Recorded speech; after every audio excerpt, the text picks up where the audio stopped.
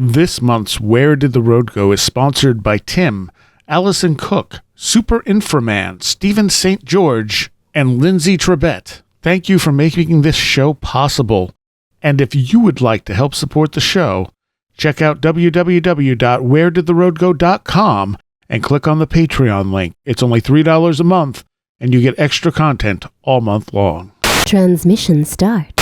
Welcome to Where Did the Road Go? Join us as we wander off the path and explore lost history, consciousness, the paranormal, unexplained mysteries, alternative thought, and much more. We are present on the web at wheredidtheroadgo.com. Now here is your host, Seriah.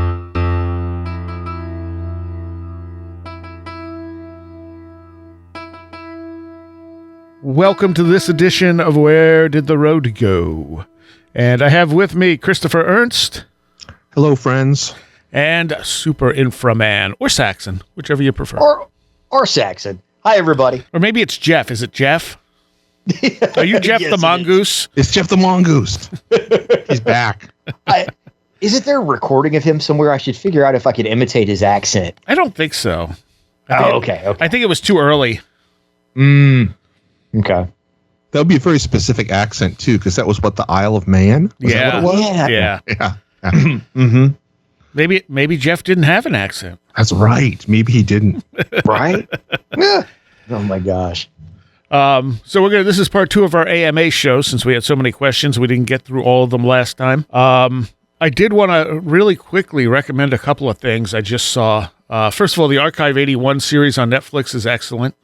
Yeah, that's cool stuff. It's not as good as the podcast. The podcast is one of my favorite audio fictions ever. Right. But they did a good job with it. Yeah. And I went, how are you going to do the second season? The second season is this sort of non-Euclidean space. And I'm like, how are you going? Oh, you're just going in a completely different direction. Okay, that makes sense. The other one is I just finished watching today, was called... now I don't remember what it's called. Hang on. Let me find what I wrote down, because I don't want to get the title wrong, but it's by the guy who did The Ritual. Oh, yeah. I don't remember the name of this new one, but I remember I just read an article about it. Yep. No one gets out alive. No one gets out alive, yeah. Absolutely awesome. Yeah. Like, I looked at the trailer and I went, I mean, that'll probably be okay. And then I watched it and I'm like, oh yeah, the trailer doesn't give anything away.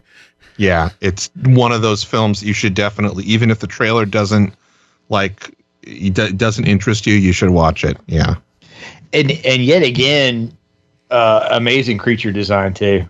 Oh, have you seen it? I've seen bits of it. Okay. You know me, when I heard it was coming out from them, and I loved The Ritual? Loki? Whatever the monster in The Ritual is named. Oh, okay. Yeah. Yeah, I was like, I wonder if they're going to have something like that again. And yeah, man, it's cool looking. Yes. And that's the thing. The trailer kind of makes you think it's just going to be sort of a subtle ghost story. Mm-hmm. And that is not what it is. Yeah. And it's an excellent movie, so go check it out. All right. So we're going to deal with some of these questions. And first, Arthur Parvati on the Discord thanked us for answering his question in the last AMA. And he says, as for the question about procedures to, bring forth paranormal experience, you could try an unintentional experiment I did, which, at least for me, had very noticeable effects. My tablet is going crazy. Hang on a second here. There we go. I have a young daughter, and when she was around 5, I invented a character who lived in the house. Gave it a name and a brief bio. It lived in the garage, came out at night, so every time there was a house noise, I'd say, oh, that's Purple Edward. I used a different name and color, though. My daughter would ask who that was, and I'd say it was the person who was entirely purple, lived in our garage, and came out at night when she was asleep. Just the type of silly stuff you would tell to young kids. But gradually the noises escalated, footsteps as if people were upstairs when they weren't, bangs in other rooms, and I kept on personalizing them. Then one day my daughter and I were having dinner. There came all sorts of bangs and crashes from the garage, the place where I said this character lived, and she was absolutely terrified. I'd realized I'd taken it a bit too far and never mentioned the character again, and all the weird noises stopped. So if you wanted to do something similar, think of a name, blame all the weird noises on it that happen on them. Give it a reasonable amount of attention and be prepared to stop completely when it all gets a bit too much for you. The other people who share the living and the other people who share the living space with you. It reminds me of the entity they created with the seance and stuff. What is it? The Philip experiment? The Philip experiment, yes. Yeah, I was thinking the same thing. Yeah. Yeah. I was thinking that too, and it's also making me think about, well, a couple things, like, the strength, I guess, of the personal narrative, whether or not there's something there that helps a manifestation. Because I'm thinking of like kids, and there's like the Tooth Fairy or Santa Claus, which, I guess would be more like if everybody's believing in an egregore. But there's something there where it's like, I don't know, it's been co-opted so much by culture. Maybe it's, I don't know, not effective, not as powerful or as effective or something like that. Yeah. But when you are, building it up with a child's imagination and it's just the two of you and it's something that's personal, it can really kind of like kick off. I don't know. Right. We talked a bit on the last show too about poltergeists, and I've actually wondered sometimes if like the childhood friend, the imaginary friend, is kind of like giving a name to poltergeist activity that a 3-year-old might experience or something like that. Right. So I mean that's really wild. Yeah, I think it'd be egregore. It could be like tulpa. A tulpa. It could be poltergeist. And I'm sure all of these things are probably connected because there's a belief in there somewhere powering them. Yes, yeah. So I thought that was an interesting idea. That's definitely something that could potentially work if you want to create paranormal experiences. Yeah. Oh, I'm going to do that to my kids one day. It's also kind of like I think it was Neville Goddard, who was the Think and Grow Rich guy. I always confuse those New Thought dudes, but he was the same time. Yeah. He was the same time. Okay. I think it was Neville Goddard who did this, but in his sort of manifestation of material things that he was able to do, and that's a whole other probably series of shows. One of the things that he would do with his wife and friends is they would like take them around the house, and I remember this anecdote, and be like, and they would say things like, okay, this is, we have such a wonderful new patio here. Don't you love the Italian marble? And they would like pretend that they already had these things. And then those things would manifest. I don't know. That was the last sort of anecdote that it made me think of. But again, coming back to this idea of, somehow consciousness and will, imagination and will. Oh, where have we heard him that before? Imagination and will. Yeah. All right. So I had one from Cassius here. I think this also came off the Discord. I personally feel that Hellier takes leaps and bounds in following what they believe to be synchronicities. That said, I don't know what goes on behind the scenes to lead them to believe it. However, Greenfield is apparently the only one with connection to Terry Wrist. I don't know him well, nor his work, just listened to a few podcasts. But in your opinion, is it likely that Greenfield was the one who emailed Greg in the first place to trigger this string of events, and then sent subsequent emails to continue prodding them along? The whole thing sort of feels like a scavenger hunt, and perhaps he knew the cipher would be used in this manner and wanted to see if someone genuinely would use it as such. I don't think this discredits Greenfield or reflects badly on him, just that it all seems to eventually center around him and his work more than it does just plain synchronicity. If not Greenfield, what do you think is going on here regarding Hellier? Genuine following breadcrumbs maybe too enthusiastically. Are they being led by something, or something else entirely? Myself, I know Ren was the first person to point out that he thought Greenfield was the one behind stuff. I think Jeff Ritzman also said the same thing. Mm-hmm. I don't know. I think that Hellier has good intentions, but they're jumping too much to connect the dots between synchronicities, especially when you get to season 2. But even season 1, there's stuff where they're pushing pieces into place that don't seem like they actually fit easily. Yeah. Like they're like, oh, we found the place that the guy lived because it had all these descriptors, which don't seem like they were particularly unusual descriptors for that area to begin with, and then they couldn't find it again. Yeah. Yeah. And it's like, so you don't know that he lived there, but then they went on as if they absolutely knew that was the case, and it was like, You don't, though. You don't, right? Yeah. I mean, I agree. I think that in terms of that there is playing fast and loose with those synchronicities. And but again, I guess that would be, sort of a personal take on how you want to live your life according to those synchronicities. Because at the end of the day, I think the effects of Hellier are maybe more important than what the content was. And I think the effects is that a lot of people have sort of been turned on, for better or worse, to this idea of synchronicities and sort of following a more intuitive way of looking at life and connections in life. But yeah, I think at one point you said this, Seriah, you were talking about the difference between like Jung's idea of synchronicities and, I guess big synchronicities and little synchronicities. And you used an example of, the gold bug where, he was having this session with a woman, Jung, the psychiatrist, and she was talking about the significance, of this gold beetle. And then, they heard this fluttering at the window, and he opened the window up, and a gold beetle comes in, and, it would be very uncommon for it at that particular, location and time of, year or something. So very much this. That beetle didn't even exist in that area. Okay, there you go. Yeah. So something that was really sort of strong versus, say, you're always looking at the clock when it's 11:11. Right.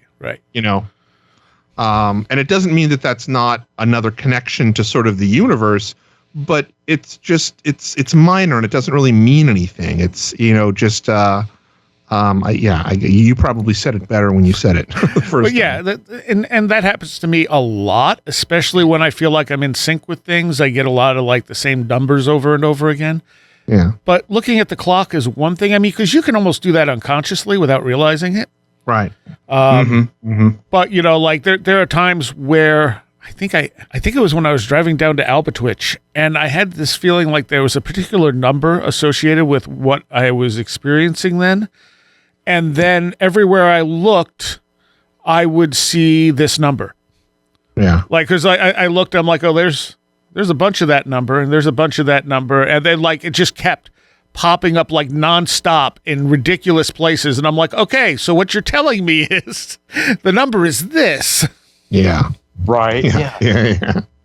It's like on every license plate, on every sign, it's just like, okay, all right, I got it. Yeah, and my experience with that too is sometimes it's you putting things back out in the world and coming back to, the last show I had mentioned an experience I had where the person that I was having I guess end of a relationship with, I came home and the TV was turned to the area code of her phone number. Oh, yeah. Yeah, that's one of those, like, it didn't really mean that I needed to call her or anything like that. It was just, that just happened. Yeah. Because that's what was going on in my mind. So I always think you have to be very careful about how you observe synchronicities. Mm-hmm. I absolutely believe in them, but I think it's always good to have that, like, is this just reflecting back at me? Am I searching? Yes. Or is this like, holy moly, this is like something that's really big and I need to follow it?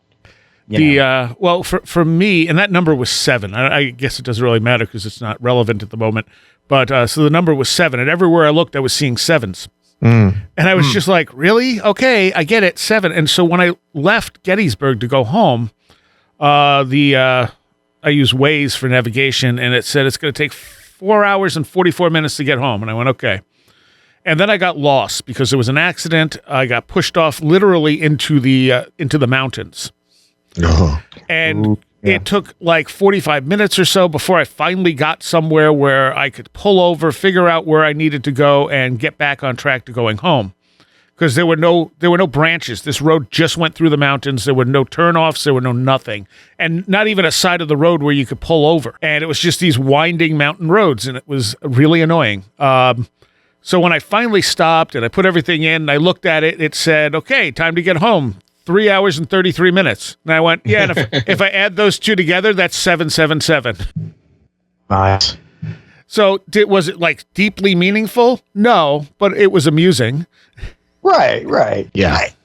It's one of these things I always kind of think about is like how, the Fibonacci equation or whatever you want to call it repeats in certain ways in nature and what have you. And I think there is an order to the universe. It's just not something that it's bigger than we can see. Right. And when you end up with a lot of these recurring things around you, it's just, you're more aware sometimes of how things are put together. Yeah. Yeah. It's that whole digital code of the universe. Yeah. Right. Yeah. So like now you're seeing more of these numbers that add up to this. And it's like, yeah. Well, it was amusing to me because it was on the way down there that I kind of was like, all right, what's the number that represents what's going on now? And then I suddenly just started seeing sevens everywhere. And then on the way home, I got that one, which was more of a calculation, like I had to get lost to get that second part of the number that came to 777. And I was just like, really? Okay. Yeah. Okay. Seven's the number. I got it, Yeah. The other thing that I think about synchronicities is that a lot of times they're, I guess the best way to describe it is that I think it is a mechanism that is by and large like a subjective and personal one. Yes. And I don't think that sort of shows up well like on film. It's the same thing that we've talked about before. Like the paranormal phenomena high strangeness, it's hard, like you can't recreate it. And it's hard to capture it on film. How do you represent the Oz effect? Best way that I've seen is, somebody like David Lynch. But, anyway, if you're doing like a doc and a really well done one as Hellier is, I think it's one of those things that, I believe that for the people that were there, it was probably a much different experience than watching it. And sometimes, but it still was able to translate because a lot of people have been very inspired by it, I think. Absolutely. Like the kind of things that bugged me were like, they went and talked to people and no one knew anything. Yeah. And then afterwards they were like, but we got all these great stories from the locals. I'm like, well, where are they? Because you never posted any of those. Right. It seemed to me like all your stories were, we don't know who these people are, Yeah. That was probably my part I disliked or liked the least about Hellier, in fact.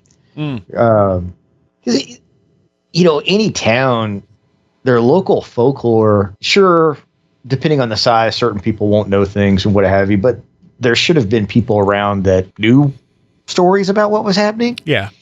And that should have been on film, but. Yeah, right. I have a friend that grew up in Falk, or just outside of Falk, Arkansas, where the Boggy Creek monster is, that whole incident. And like, everybody there has a story about somebody that, had something strange happen to them around there. Like, it's not just what was in that one film. It's a ongoing experience there. It's built into the culture of the town. It's an odd place. Yeah, it is an odd place. The second season, when they were tracking down where Indrid Cold lived, I was like, really? You're actually doing this? Yeah. Yeah. Like if Indrid Cold really was something that, that Derenberger encountered, which is very, very possible. I mean, all the stuff afterwards is just ridiculous.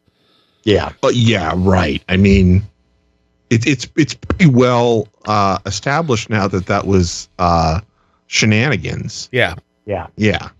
Shenanigans by, was it Gray Barker and who was it? Oh, and Gray Barker adds so much nonsense to this that it makes it hard to, figure out what's what. Yeah. And so does Greenfield. I mean, Greenfield's that trickster type of character. Yes, that's true. Yeah.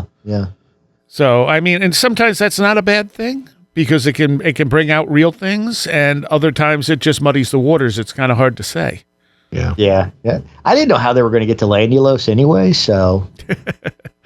I think I stopped watching the second season when they talked to Derenberger's granddaughter, and she was like, "Oh yes, he died in a space crash," and they were taking it dead seriously, and I was like, "Okay, I don't think I can do this anymore." Yeah. Totally an aside. I've been trying to track this down, so if any of the listeners remember this, but I was listening to one of the old, like They Knew Too Much About UFOs or something like that on audiobook, that era or books about that era. And one of the guys in there had like sort of a Men in Black experience, but like George Adamski was in the back seat with the Men in Black or whoever the characters were. Oh, yeah.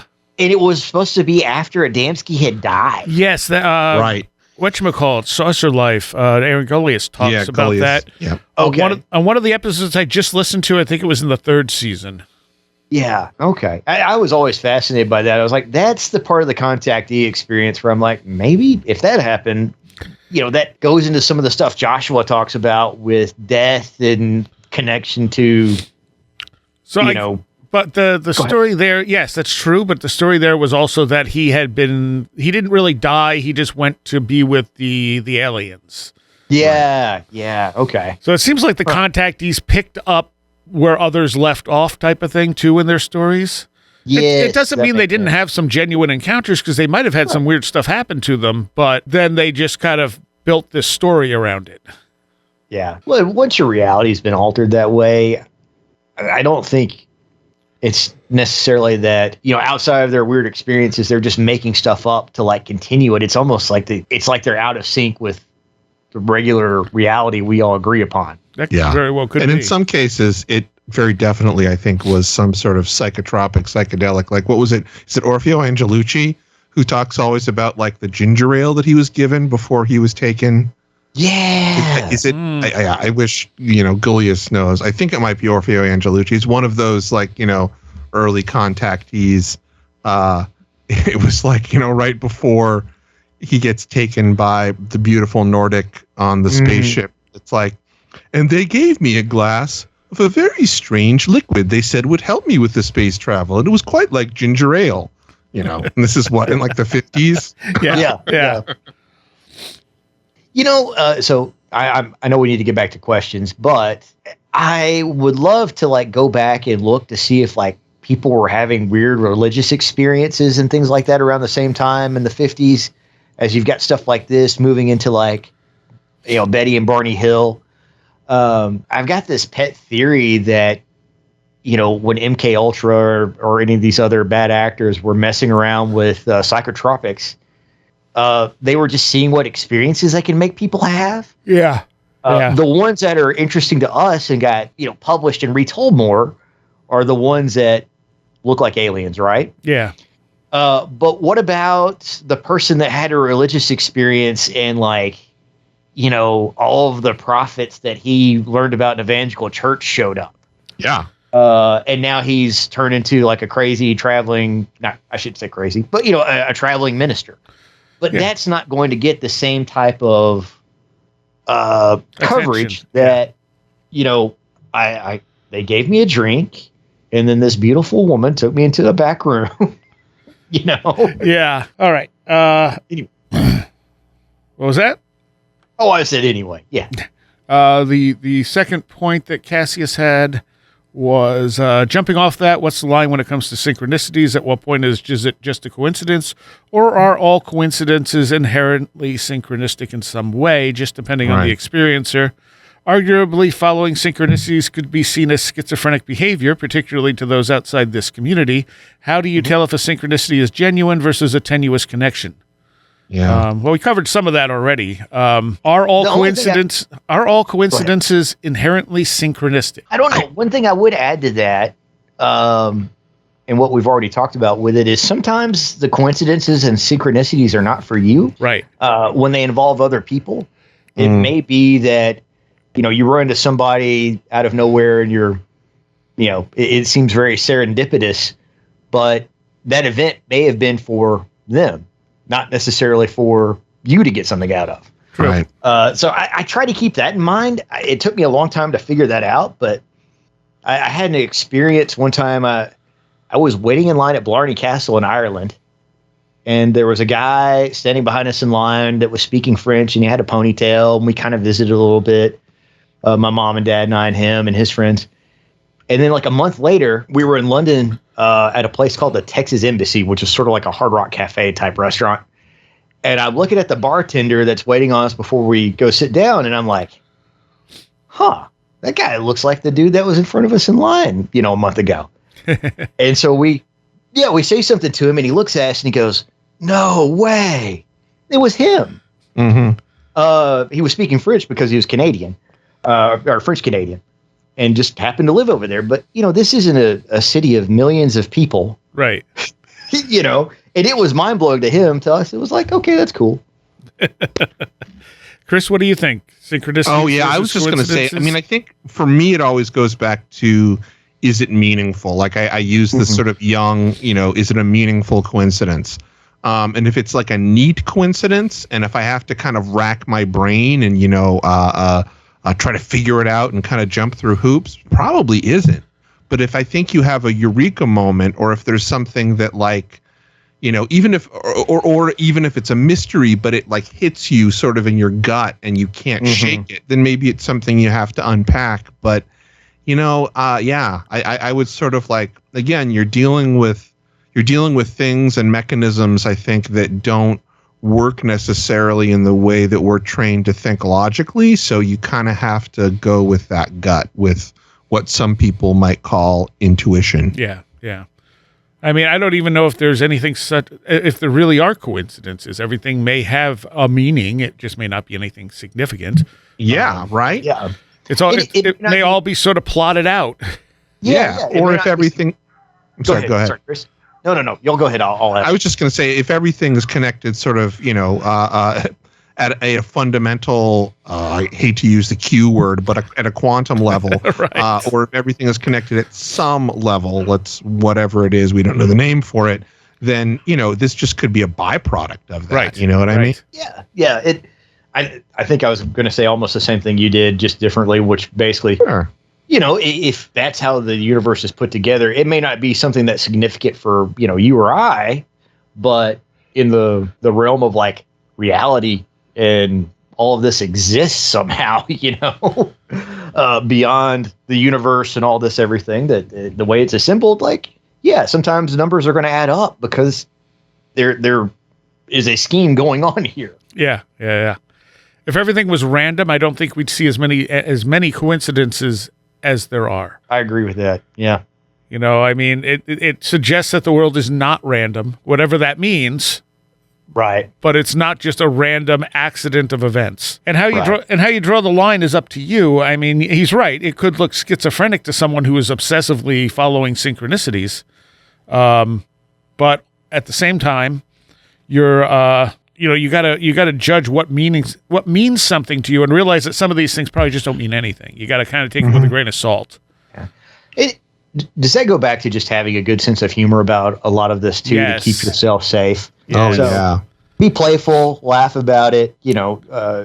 Chris, kind of like you're talking about, take into account, did it really hit you or something like that? Or if not, it's just like, oh, universe is winking at me. Let's keep going. Right. Yeah. Hence my trip through the mountains, which wasn't particularly fun. I mean, it wasn't awful or anything, but I mean, just so I could get 777, and I just laughed. It's like, of course. And you went home and you put on the Strieber album. No. 777 to Hell with the Devil. No, I did not. And then the third part of this was, we'd love to hear you or any guest experiences with synchronicities, which we just talked about. I can answer this one. What do you think of Nathan Isaac's from Pennyroyal take on second order cybernetics in relation to the paranormal? The system observes the observer. Is that solely what we're seeing with the paranormal, in your opinion, that it wants to observe our reaction? Do you think there's another motive behind it? I mean, that's certainly a possibility. I think it was Paul Kimball who suggested that the paranormal's like artwork. It's presenting art to us to see how we respond to it. Yeah, I like that. I've always loved that. Yeah. So it's very possible that is... Yeah, it's almost like a test to us to see how we respond to different novel things. Yeah. I don't think that's all of it. I mean, it may be some of it, but it's certainly a possibility. Yeah, I'm always, suspicious of things being kind of that deliberate. Yeah. This is just my particular take on things when I talk about ecosystems, and I think about how, not that everything has to be the same, but maybe there's a little bit of as above, so below. And like we interact with weather systems that have nothing to do with us, but they impact us, and they create phenomena that, in fact, we could think is communicating with us. So I don't know if there's always like something that is like an archon that is, looking at us, and it's not like the Leatherheads from Under the Dome, if you're a Stephen King fan, or it's not like some sort of evil alien force, the reptilians or whatever it might be. So I don't know. I mean, I think that it's quite possible that there's an interaction going on, and there could be interaction between separate consciousnesses. It could be an interaction between sort of a consciousness that we're embedded or nested in and part of. We just don't understand it. Yeah, I mean, it's great to ask the questions. I just think I'm always suspicious of anything that starts to get too, I guess, human, really. Like if you're thinking of the paranormal phenomenon acting like a person, I don't know if that's necessarily the way to go about it. Yeah. Fair. Chris would maybe, like, you talked about interacting with weather and things like that, how it affects our lives, but we're not in control of it and impacts whatever. Like mythic weather or anomalous weather or some of this in a way. Right. Yeah. Yeah. Or maybe maybe sometimes weather pays attention to you and sometimes it doesn't. Yeah. Mm-hmm. Yeah. There's definitely been synchronistic weather with me. So. Sure. I mean, going all the way back to some of the stuff I've actually written about in my book already. Back in 91, I had been playing around with the idea of perichoresis, which is opening doorways to move to like slightly different realities. Yeah. And I wasn't sure. I was never completely sure it worked, but it did. There did seem to be some effect. Like little things would be different. And it would be like, okay, but is that just coincidence? Right. But I literally said, okay, I got to find a doorway. I really, really need a door. And I kind of asked the universe for a doorway. And then a freak ice storm hit 2 days later and broke this tree we had in our yard that had two big trunks coming out right and left. And it broke it. And when it broke it, it made a perfect doorway in between them. Yeah. Ooh, cool. And I went, okay, that's wonderful. Not what I expected, but thanks. Because I don't even think it was. I think it was like in May or something too. Yeah. So it was anomalous weather that hit out of nowhere that gave me exactly the little thing I was asking for. I didn't expect an ice storm for it, but hey. Yeah. Yeah. And again, that falls into the synchronicity sort of category. Is that just a coincidence that it happened to look like a doorway? Because, I mean, it literally looked like an archway. I wish I had a picture of it.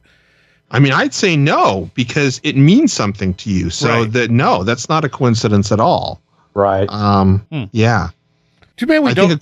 Coincidence is like, I don't know. I'm trying to think of it because it's it's like an excellent question. It's a fundamental question, I think. And it might be something that, I feel like, Stephanie Quick's a good person if you really want to kind of dive off the deep end and really get into kind of how to manage and try to work with synchronicities. She really, I think, has been doing some interesting thinking and stuff about that. True. Yeah, but it's trying to think of like, what do you follow? What are you gonna use as a sort of a guidepost, or how are you going to use the synchronicities? I guess I've always, just in the people I've talked to, experiences that I've had, I've always considered it to be sort of, it really depends on, the person to person, and it has to be something that you sort of integrate into your own personal, like, practice of, magic, spiritual growth, whatever you want to call it. Yeah. True. All right. The last question Cassius had, I'm not totally familiar with this, but I get the idea. I've heard others take a negative view of, quote, Tik-Tok Synchromystics. While I can understand the sentiment to some degree and am concerned by the potential unconscious bias in regards to the judgment based on who typically makes up the Tik-Tok SMs, it does appear that, on the whole, Western culture has become much more aware of a new style of, I hate to call it, but spirituality. But it does almost become a ritualistic practice, i.e. randonautica. More and more people seem to be gradually taking on a less nuts and bolts view of the paranormal via Tik-Tok, Hellier, Petty Royal. Do you think that this might just be a shallow trend or a shift to us engaging more and more with the paranormal? As this increases, do you expect to see a rise of paranormal experiences, especially the wacky kinds, or no? Do you feel this change will benefit or harm the community? Either of you want to take that? What's a TikTok? I actually don't have TikTok. Yeah, I don't do TikTok either. I mean, I think I know what they're talking about, and sort of like the witch talk thing. Yeah. I don't know. I think we kind of discussed that a little bit. Well, you know, there's always a magical, or there's not always, but in terms of recorded history, you know, over the past couple centuries, this isn't the first, like, quote unquote magical revival, you know? Mm-hmm. Like, I think it just is different because there's, you know, social media and communication is so different. But I mean, I think a lot of the things that people are thinking about and getting into, it's not that different than what was happening in, say, like, you know, the 60s, or what was happening again in sort of like the 90s again in Britain, or before that, you know, war and the magical revival then, or, you know, prior to that, late 1800s. Because, you know, we're also dealing with sort of similar stuff, you know? I mean, yeah, I guess the UFOs thing is the new, is it sort of new, and maybe Bigfoot, but it ends up sort of coming back to these same fundamental questions, and, you know, there's a lot of the same tropes and stuff in there. Yeah. I could see, as we become more and more and more tech oriented, and we talk about things like algorithms, you know, and you take something like randonauts and all that, where just the concept of influencing randomness becomes a bit more prevalent. And, you know, some term comes up for that, and it may just end up being, you know, playing with the title from Randonautica. Yeah. I mean, Randonautica is not a new thing either. Like that, you know, it's based on something that the Situationists, who were, you know, a philosophical artistic movement in Europe, did, called the Derive, where they would, you know, use these random implements to take a walk around the city. This was, you know, this sort of like mystical art practice, and surrealists before them too. So, yeah, you know, the thing that I think is different is the media now. Like, you know, what's going to happen with the technology itself and the medium which is being used? How is that going to change this? Right. So I have not had the greatest luck using technology for anything magical or spiritual. Mm-hmm. Like, for instance, a tarot reading. You know, I have a tarot thing on my phone just for fun. And it pulls a card a day, more because I like just familiarizing myself with the concepts of the cards. But they've never seemed to have connected to anything going on in my life. Mm-hmm. Whereas an actual tarot reading often does. Right. Yeah.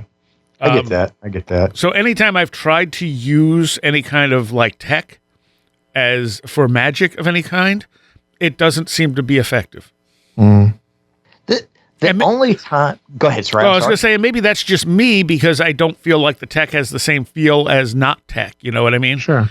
Right. Go ahead, I don't know. It's interesting. If it works better for people that are, you know, grown up more in this environment than it would for others. But the only times I have had good luck with tech crossing over into the anomalous for me or any of this is like using a random number generator for divination, you know, whether it's like a positive, or excuse me, an even or an odd number as a yes, no type situation. Right.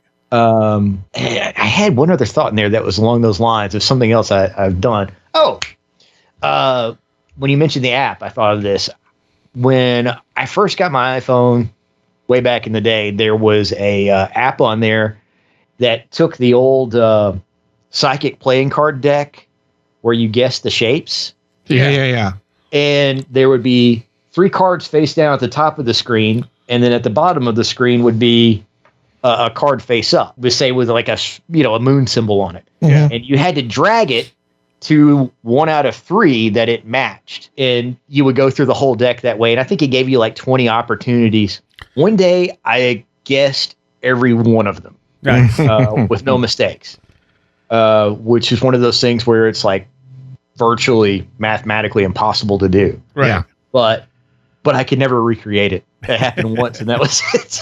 Yeah. There's an app out there called, I think, ESP Trainer that deals with those, trying to figure out what the cards are just by looking at the backs of them. Yeah, and is that like Kit Green or Russell Targ? Or, I think or so, what? yeah.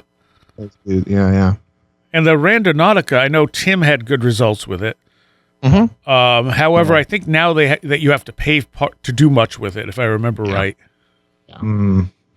You know, they decided it got popular, so they decided to monetize it. Yep. Yeah. So I could be wrong about that, but I think when I went to look at it and play around with it, it wanted me to pay for stuff, and I went, no, I'm not going to do that. Yeah, like at that point, give me a map, a book of maps, and just shuffle the pages and stop on one and point at something. Right, exactly. Like, okay, this is where we're randomly going. Or just, go where you feel like you should go. Yeah. What's the Dirk Gently? Oh yeah. He would follow things not because it was going to take him where he wanted to go, because it was going to take him where he needed to go. Yeah. Mm-hmm. Mm-hmm. Because everything was connected. All right. What else do we got here? Jonathan Larkin, what are your thoughts on the UFO abduction phenomena? Some notable figures: Betty Anderson, Whitley Strieber, Travis Walton, and most recently Terry Lovelace. I don't know who Terry Lovelace is off the top of my head. I recognize the name. Let me Google it while we're going through the question. But as far as the UFO abduction phenomena, I think that we are dealing with something that comes very close to what shamanic experiences used to be. However, they've been hijacked by our culture and people hypnotizing people to believe they were abducted by aliens rather than interacting with something more spiritual. Yeah. So Terry Lovelace, you guys, will, the reason I know this name, you'll be shocked, had an abduction experience with a friend of his. They were both in the military at Devil's Den Park in Arkansas. Well, there's the synchronicity. Oh, nice. Yeah. And he did like a 2-hour long interview on one of the, I can't remember the name of the podcast. But if it comes to me, I'll send a note to you guys about it. But it's an interesting book. It reeks of a lot of kind of My Lab type stuff. Mm-hmm. Because they're both in the military. They get this idea to go camping, hours away. Neither of them have wanted to camp before. They get there. A black triangle shows up over them. They, have experiments conducted on them that they don't remember till later. But when they wake up, they're horribly thirsty and essentially have like radiation burns on their body. And so to me, I was like, it just sounded like, okay, we're going to drug these guys, do some weird stuff to them and just see what they do when they come back. Because he gets taken aside several times and interviewed about it. And they keep trying to get him to talk about it, but he won't. But it's obvious that they know that something happened to him. Yeah. And they also separate him and his friend completely. In terms of like where they're stationed and all those things. And I think there's even a thread of like some type of punishment because they would be breaching some type of top secret law, regulation if they visited with each other about it or something. I think that was kind of made up, but it was done to scare them more to not communicate about it. Yeah, I mean, I think it's at this point, abductees are kind of muddied waters. You've got, I think you're right, Seriah. I think the closest thing in terms of what it authentically is or was and has been historically is something akin to a shamanic awakening. And I think, a film like Witness of Another World by, I forget the name of the filmmaker who made it, but it's a South American filmmaker, and Jacques Vallée is in it. Is the closest thing that you have to, I guess, a good account of an authentic experience and what might come of it. But yeah, I mean, I think it could be so many things at this point. It's it could be an authentic experience. Maybe it really is aliens. Certainly, there's some government. Certainly, there's some private organizations. Yeah. Who knows? It's being used. It's being used. I think the the authentic experience at some point was adopted and is being used as a cover for a lot of, nefarious stuff, I think. Absolutely. So one of the things that I didn't make a connection for till later in my life, but, growing up in the South, you would have distant relatives and things like that you might meet at a reunion, and they would tell the story about the time an angel visited them in their bedroom. Yeah. It's like this glowing being came and talked to me. And for them, it was an angel. But, looking at it now, you're like, oh, maybe that was just their point of reference of trying to explain whatever that experience was. Somebody else might say there was an extraterrestrial, there was an interdimensional being, whatever. Absolutely. And as far as the other people he listed, I don't really know a lot about Betty Anderson. I don't either. I mean, she was, if I'm not mistaken, she's the daughter of, Betty Andreessen's the first abduction encounter in Western culture, right? Betty and Barney Hill. What? Betty and Barney Hill. Yeah. Okay. Is that, is she the same as, it was Betty Anderson. Yeah. Oh, no. That's confusing. I was thinking that it was their daughter, who's also a UFO researcher. No. This is another one that happened. Betty Andreessen, right, is separate from Betty and Barney Hill. It is? That wasn't her maiden name or anything. Now, this is I don't know much about it, but it was in the 60s, I think. I don't remember. What's confusing? Yeah, if you Google it, she will come up with some of the Betty and Barney Hill stuff too, probably because of the time period and because that's why I was like, it looks like maybe associated, but to your point, Chris, it's not. It just is confusing. Okay, all right, yeah, I thought they were the same person. I thought it was just that was their real name and they used a fake name before. Yeah. Clearly, we are the wrong people to ask about this one. Yeah, this is definitely like Goliath or somebody. Andreessen's story began on the evening of January 25th, 1967 in South Ashburnham, Massachusetts. The lights went out in her home, and her 7 children and her parents, who were visiting, gathered in the kitchen.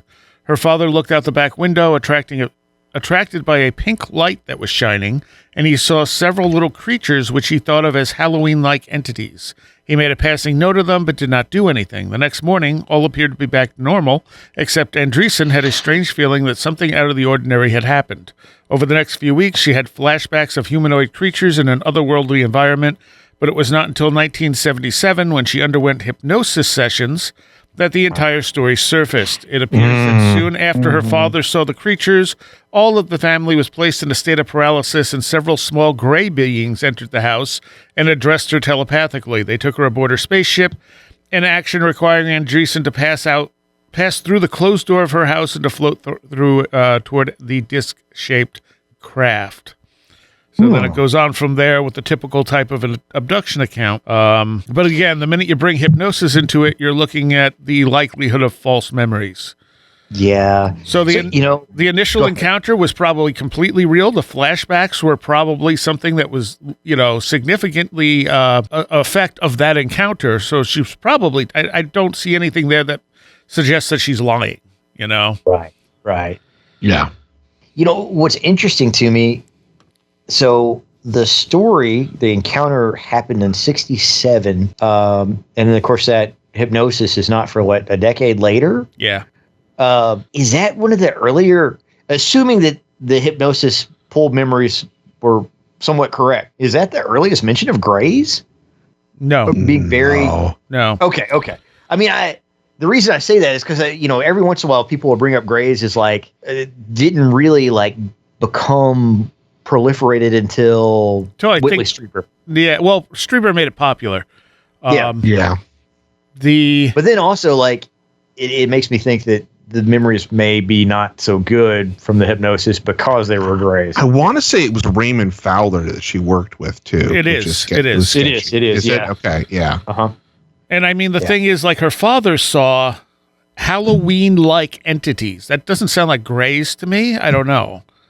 Right. I mean, grays are, again, they're that altered state of consciousness thing. I mean, people see them in ayahuasca experiences, which this is one of the reasons I connected to the abduction stuff to shamanic experiences because people see them in these altered states. When, you see them painted on cave walls from ancient people who were shamans who were entering altered states. It's not proof of ancient aliens. Yeah. It's proof that they were using altered states of consciousness and interacting with these same entities. Yeah. Well, what is it, Lamb? Lamb from Crowley, yeah. Crowley, yeah. I mean, it looks like the same type of entity.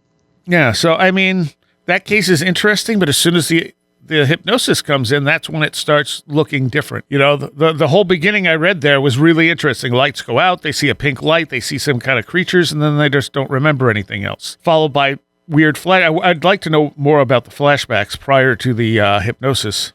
That might be interesting. But apparently I've just never noticed the Betty Andreessen thing because I thought it was Betty and Barney Hill.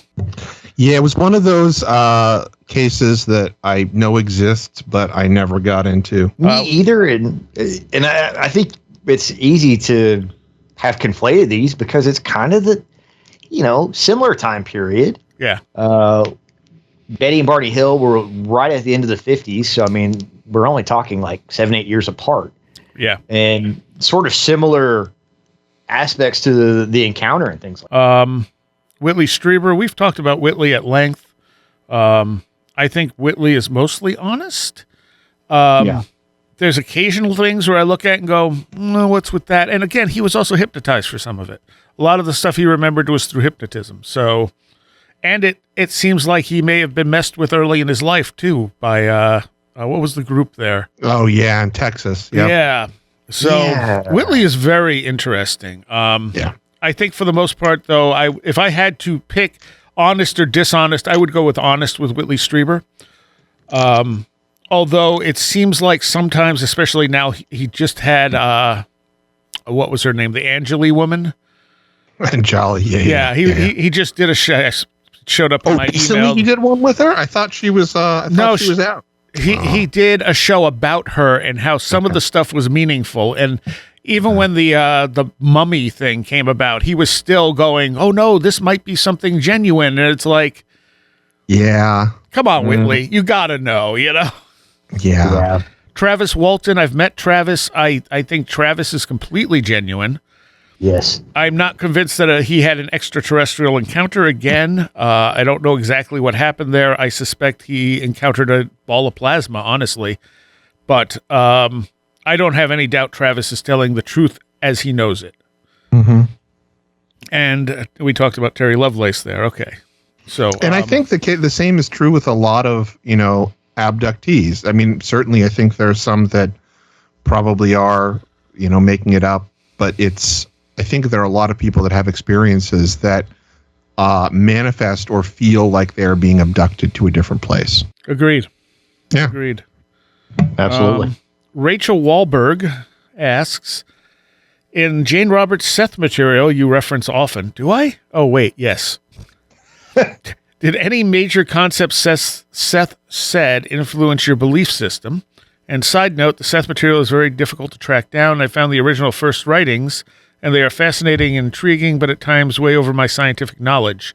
So I think it falls flat for me somewhat, or I am just not comprehending everything, kind of like I was not comprehending that sentence. I'm curious if it needs to be read in order of release dates. Any insight would be appreciated. Thanks. It should be hard to track down. I think they've republished everything. But the best thing to start with is Seth Speaks. That's the first major book. I ended up getting them digitally because it was just cheaper that way. Oh, yeah, seemed to be the best. Yeah. And I've picked almost all mine up used. So, I mean, that was the thing. I picked it up I thought it would be amusing to read at some point. How did it influence my belief system? I mean, my belief system's always changing, but it did change my view on channeling because I just assumed all channeling was nonsense. And I picked up the Seth book. It was, I think I've told this many times before, I was looking into near-death experiences, and online, people would be like citing scientific studies and then Seth.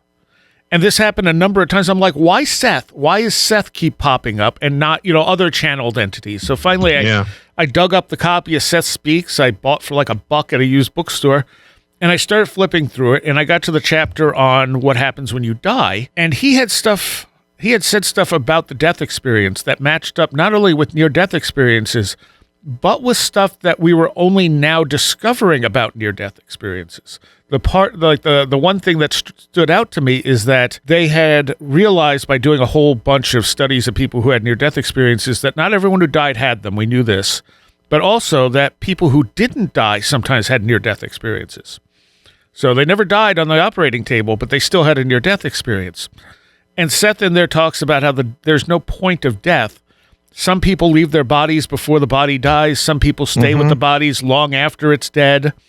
He talks about like your post-death experience is going to match up somewhat to your beliefs for a bit. And I'm just sitting here looking at this going, so that you just explained all of this. And then there was another chapter where he talks about how he's not talking about magic. He's talking about how we create reality and how we do it on a subconscious level. So focusing on something that you want to happen isn't going to make it happen. But when those symbols drop to an unconscious state, that's when it has some chance of actually altering your reality.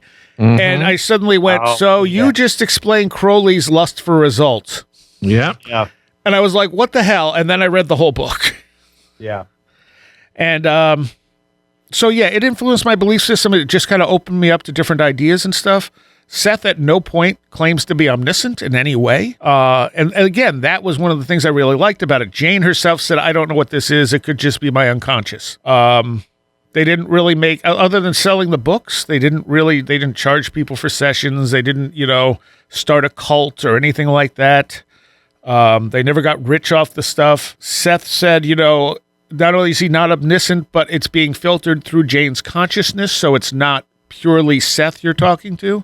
You're sort of talking to Seth/Jane. Yep. So a lot of it made a lot of sense. And it left me open to a lot of different ideas of multidimensionality and stuff like that Seth gets into. Yeah. And it is very specific. That's the thing. She's talking about, it's going over her scientific knowledge of things. And that was just it. It's so in-depth and detailed and specific. And most channeled stuff is very vague. It's like psychics making predictions that are going to fit somebody. And Seth doesn't do that. And that's what really struck me about Seth is that it was so detailed. It was, and it wasn't a lot of prophecy or gloom and doom. It was just like, here's how reality works. And it's like, oh, that actually makes sense. And here's what you can do to play around with this idea. And then you do it and you go, oh, so that works too. Basically, he's teaching you magic. Yeah. So what got me interested in Seth, first off, is hearing you talk about it. But what I appreciate about the bits that I've read, I haven't dived into it as much as I should, but it is the casualness of it too. Yeah. It's very matter of fact, like you're sitting down having a conversation with somebody. It's, there's nothing overly grand or grandiose about it. It's just like, this is my best understanding of it. This is kind of what it's like. I always wonder, like, this is a weird analogy, but if I went back in time, say 50 years, and I had to explain, smartphones. Yeah. I don't know. This is what you do, and this is how they work, but I couldn't draw you one. Right. But there's that certain, like, everyman quality to Seth in that I really appreciated. Mm-hmm. And if it is just Jane's unconscious or subconscious, she was brilliant. Yeah. She she didn't seem stupid by any means, but man. No, you're like, at a minimum, she's incredibly well read too. Yeah. What was the reason that, if any, that Seth gave for channeling or manifesting through Jane? Oh, I don't remember. Do you remember? Curious. I know he does explain that at some point, but I don't remember what it was. It's been a long time since I've read Seth Speaks. Sure. I did start rereading it at one point, but doing this show requires a lot of reading. Oh yeah. Yeah. And ever since I had COVID the first time, my concentration while reading has dropped, and it's really frustrating. Oh, that sucks. And it doesn't always affect other stuff. It used to affect everything, like just concentration in general, but sometimes still I'll start reading and I'll just zone out, and I'm like, damn it. Yeah. Especially when I'm getting sent 400-page books. Yeah. So, Yeah, I mean, the Seth material is just, it's interesting. Also, Seth was never claiming to be anyone famous. Yeah. Which I found also very relieving. Yeah. You know, what was Ramtha, like a royal warrior for Atlantis or something like that? Right. Yeah, yeah. Oh, looking at some of the stuff around people that claim to be famous figures in history, and you realize there's like a conflict between three people claiming they were Cleopatra. Oh, at least. Yeah, you know, and you're like, okay, you know, we're not all somebody special if we're reincarnated. I'm sorry. You know, like I was probably Bob, an accountant.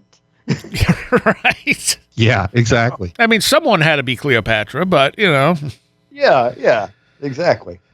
But Seth also brought up the idea of time not working in order, basically.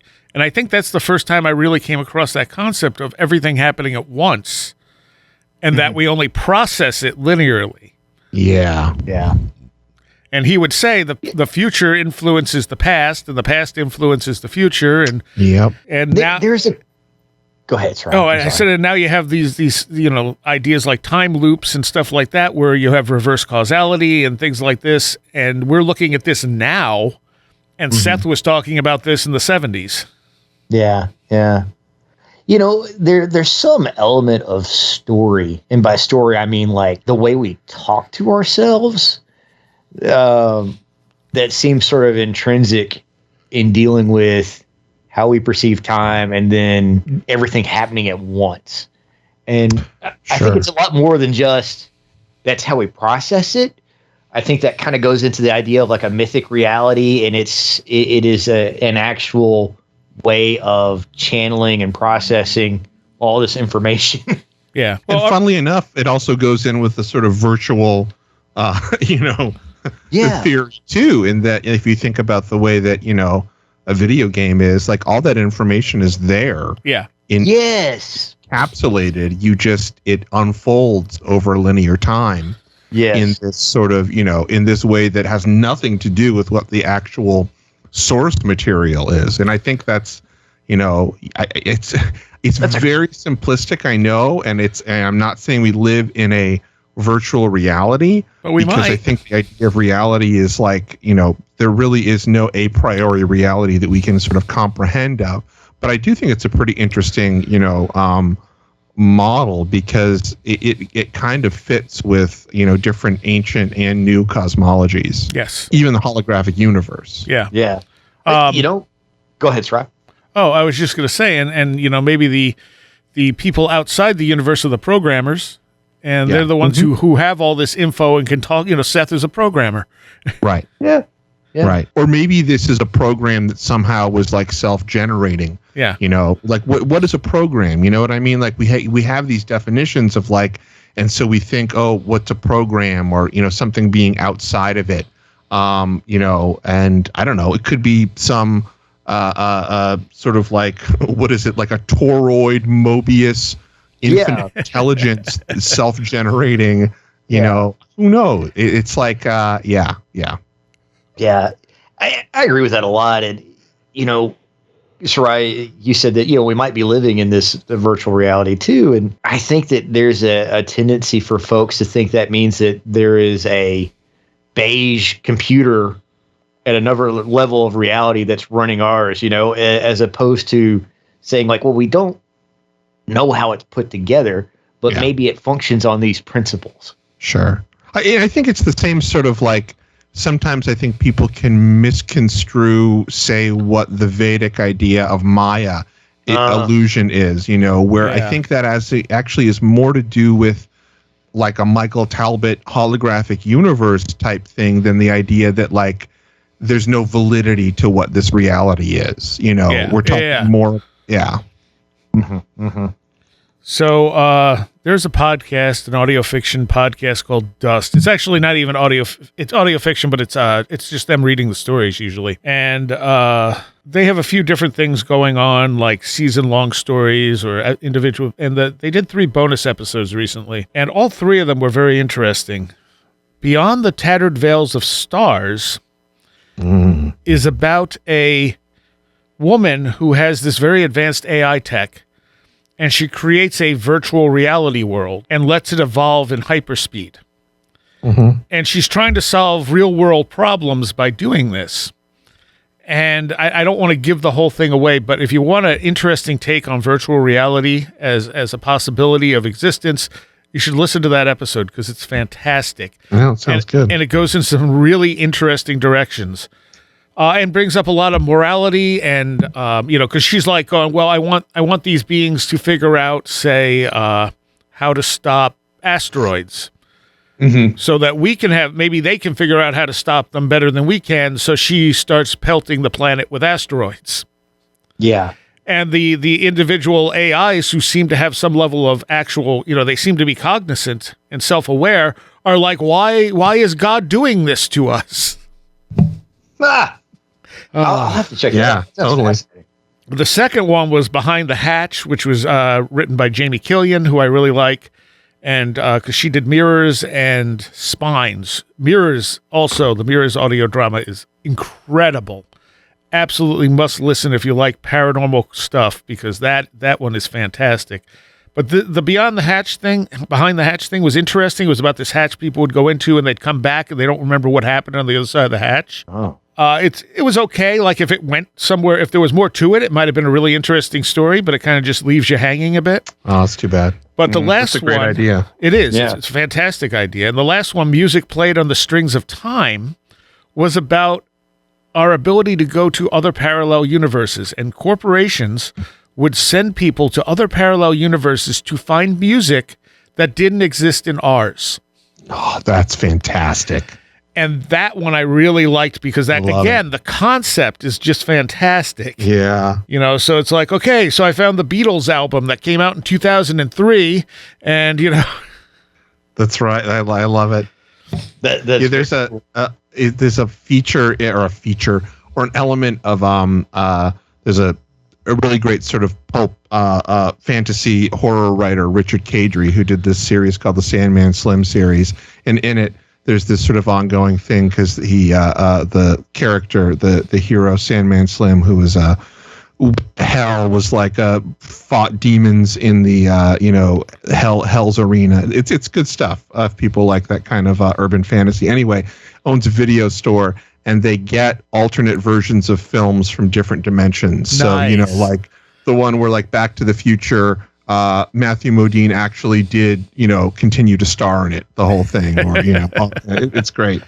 He's come up over the course of this series with some really good like hypothetical movies that don't exist, from alternate dimensions. And that's a book? Yeah, it's a series. There's this author, Richard Kadrey, who's a great writer. He's you can follow him on Twitter if you want to know more about him. But yeah, he does this series of books which just ended, called the Sandman Slim series, and it's about it's just like great urban horror fantasy that incorporates really, he's very well researched, and he incorporates lots of myth and real occult stuff in there, and he has a whole world of magic and stuff. It's good stuff. I think we have time for at least one more here, and this one you sent me, Saxon, from someone Oh yeah, Doug, and he wanted to know from Chris if you could give us some commentary on us living in a cyberpunk dystopia. Yeah, well, we kind of do, right? I mean, the true definition of cyberpunk, like if you would even look it up in Wikipedia, would be very much kind of where we are living now. A lot of the tenets of it. I think it's just less maybe garish. Like if people think about, Blade Runner, we have less there's less outward tech. Like I feel like all of the tech is somehow, it's more ubiquitous. It's like, it's not as out front. We don't have like glowing things, but it's kind of all there. It's more like, what my favorite cyberpunk, and people don't consider him cyberpunk, or maybe some people would, but I feel like all the cyberpunk authors, and in fact, I feel like there's got to be an interview out there where they say this, but like, William Gibson and Bruce Sterling and all those people, that, they owe a lot to J.G. Ballard. And I feel like we live in a J.G. Ballard society. And if anybody's ever read J.G. Ballard, he was this British author that did a lot of sci-fi, but it was a lot of this really amazing dystopian stuff. If anybody's familiar with the David Cronenberg film Crash, that's based on J.G. Ballard. Oh. But he's, really great writer. And he, funnily enough, if anybody's familiar with the film Empire of the Sun by Steven Spielberg, that's actually another one of his books, but it's a autobiography. That is a autobiography about him. He grew up during World War II and was in a Chinese war camp there. He grew up for a short time. But anyway, a lot of his books are these really sort of like, they're these amazing dystopian visions, but they're ultra mundane. So like one of his most famous books is this one called Concrete Island, which is basically about like people starting to live on like median strips, in between in the highway and stuff like that.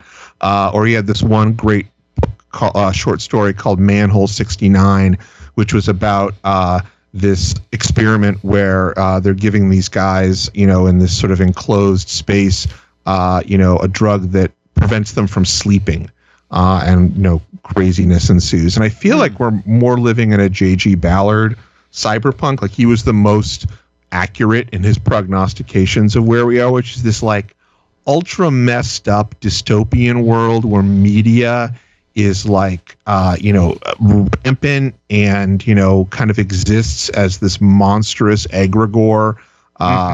And, it's less like things are gritty and, steam coming off of, Hong Kong skylines, which is all very cool. And I mean, obviously, if you live in Hong Kong or Tokyo or Shibuya district, maybe you do feel like you live in cyberpunk, but I feel like I live in a J.G. Ballard novel where it's like, this is sort of like this crumbling, capitalism and crumbling empire where, there's a futuristic element, but, it's really kind of becoming feudal and like a free for all.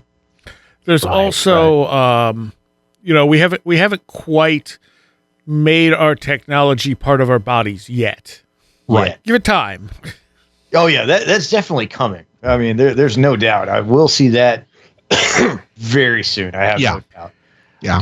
One of the things that I see popping up now and then is how much today resembles Demolition Man's future, which is hilarious. But then you stop and think about it, and it's like, well, it's kind of true. It kind of is. No, I'm laughing because it kind of is true. Yeah. I mean, it sounds silly, but then you're like, well, it's packaged in such a way that like everything is cutesy. Yeah. That sort of distracts you from how, big the monster of media is, or the big brother of technology, and tracking you for ads and everything else to figure out how to sell you more stuff. Yeah. We don't have the seashells yet, though. We don't have the seashell. Well, does anybody know what that is? That's like a real deep reference to Demolition Man. The seashells are these, it's a meme. Look it up. They're in the bathroom. Sylvester Stallone comes back from time sleep and he doesn't know how to use the bathroom. And he's like, what's the seashells for? Forget it. Sorry. No, you're great. Somebody out there knows what I'm talking about. I have not seen that movie since it came out. Yeah. I just assumed that was like future bidets or something. Yeah. Right. Yeah. A sonic bidet. Yeah. That's a good movie. Huh. I might have to watch that again because I don't remember it at all. Yeah. I think it's one of those movies that probably like you might not have cared about when it came out, but you'll watch it now and you'll be like, oh yeah, this is great. No, I know I saw it. I don't know if I liked it, but I know I saw it. Yeah. No, I saw it. I mean, it's only, I think, more recently that I have come to appreciate it. I think at the time it was, yeah. It is definitely accidentally relevant. Yeah. I don't think it set out to be the commentary that it turned into. It's just that's where we've gone as a society. It didn't. And it's got Wesley Snipes in it. I miss Wesley Snipes. Yeah, and that's one of my favorite characters he plays too. By the way, there's a hyper sanity to his villain in the movie. I don't think Idiocracy meant to be a literal biography of the future. You know. Yeah. Yeah. Hey, no. Make fun of Idiocracy as much as you want. I maintain that President Camacho was he cared about people more than most of the people we have working in government. That might be true. I completely agree with that. He may not have had the ideas, but he was actually interested in helping people. He was. He had the spirit. I like the way Don't Look Up went with kind of like, in the end, it was the corporate, thing that destroyed us. Yeah. It was basically, the Bezos, Elon Musk stand-in. Yeah. It was. It wasn't. One of the I guess SVPs at Apple looks just like the guy that got to play. Really? And so I even kind of wonder if they were like looking for the Bezos type, and then they came across this one actor that, could portray and had that kind of odd character of this one Apple chief officer, and we're like, oh wait, you know what? Let's do this. This is even creepier because he's almost got a Carl Sagan quality to him at the same time. Yeah. So we can do one more question here. From Dimensional Healings, I got Seriah. Have your experiences opened you up psychically? Yeah, I guess so. It kind of all happened at once, and I think the experiences are part of that opening up as well. But unfortunately, I don't remember much from my childhood, so I don't know if I ever had psychic stuff happen when I was a kid. I have no idea. Mm-hmm. But I mean, definitely as time has gone on, I've had more, and it's even so, it's almost like weird, random, like this will happen once and then not again. And then that'll like, I'll know things or I'll know stuff about people. And what I found out early on is if I drank alcohol, that goes away. Oh, interesting. And I've met other people who say the same thing, but then there's others who can drink all they want and it doesn't affect them. Mm-hmm. So I don't know what the trigger is there. I don't either. I feel like that was a tenet of some of the psychic crowd I used to hang out with in the early 2000s too, was that, alcohol was a no-no. Yeah. Like you could drink it, sure, that's fine, but don't expect to have a psychic experience for a certain amount of time. Yeah. It kind of reminded me of like when people would talk about internal medicine and sexual energy. Like, okay, well, if you've had a sexual experience, then don't go and do qigong or neigong or something like that because it's just not good for you. Yeah, yeah. Well, I mean, all that energy is the same, and having a sexual experience releases that energy, and it needs to build back up again. Exactly. Yeah. And if you're not working with energy and stuff like that, it doesn't really matter, Yeah. When I see someone say, "Oh no, I want to have sex every day," I'm like, "But your energy." Yeah. That's gonna idea, but wasn't that like a famous Seinfeld episode where they all stopped having sex and they like were super productive? Yes, I remember that. I mean, it's a part of who we are as much as our culture, like, makes it taboo and stuff. I mean, sexuality is a part of the whole. Yeah. The taboo is, I think, what causes most of the problems, honestly. Yeah. Oh, yeah. Did we talk about this in the last episode, how like certain puritanical beliefs were so embedded in our culture from a few hundred years ago that we just can't shake them? I talked about that with Walter Bosley. Yeah. Oh, that's where it was. Okay. Yeah. Okay. Yeah, you did. But, it makes sense. Not the puritanical side, but, if you're doing something that can create life, the fundamental act of creation, whatever that is, whether you're, going to make a piece of art or, there's going to be a living being that comes out of it, it has to be sort of like an energy exchange and reaction with that. It just okay, that makes sense. Yep. I've always said there's three primary types of sex. There's the procreational sex. Yeah. There's the, ooh, this is fun level of sex. Yeah. And there's the spiritual level of sex, which is is often completely removed from the first two. Mm-hmm. Yeah. I mean, you can still have fun with it, but it's like a whole nother level where you're dealing with energy and stuff like that, and it changes the experience completely. Yep. Mm-hmm. So I don't know. That's its own subject, and I mean that energy is not, it comes out sexually, but it's also what seems to form Kundalini energy and a lot of the other energy currents that move in the body. Yep. Yeah. So I've been reading a lot about Mo-Pai Negung lately, and you might remember a documentary from about a decade ago called The Magus of Java.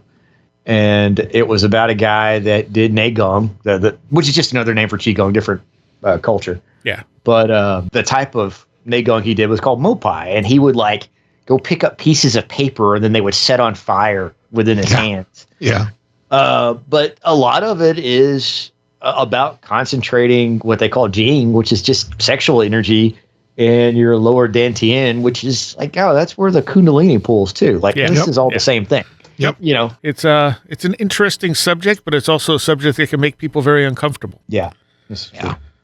And it gets treated very lightly too in our media, so if a movie starts putting any kind of sex magic into something, it turns into something very debased. Yeah. It does, and it's really it's very interesting, I think, that we're in a situation where pretty much all of the Western world has this very, very specific, at least they're raised with a similar specific outlook towards sex. Yeah. And that we also have, I don't know, are there more people than others that are having sort of these spontaneous paranormal, I don't know. I basically what I'm saying is I'd be curious to know whether or not there's a correlation between sort of, conservative or sure, I'm looking for a good word for that's not derogatory for those sort of tendencies and I guess spontaneous shamanic awakenings or abductions or anything like that. Mm-hmm, mm-hmm. All right. Well, we were out of time. Chris, where can people find you? Brightrectangle.com or here. Okay. And Saxon? Yeah, here mostly I hang out in the Discord some, and if you really want to track me down, super_Inframan on Instagram will get you a message to me. And I almost called you Red Pill earlier because your icon is red, and my brain just went there. You're right. Sometimes I think it's yes, absolutely, yeah. Wait, you did that one episode too. It was the Patreon. You named Super Infrared Pill. And I was like, I kind of love that. I feel like Red Pill and I need to co-author a couple of articles and just use that as our name. There you go. All right. Thank you both. Thank you, Seriah. I would like to take a moment here to thank all of my Patreons. As we go into our 10th year, it is all of you that help keep this going. And I would especially like to give a shout out to those of you pledging $10 or more.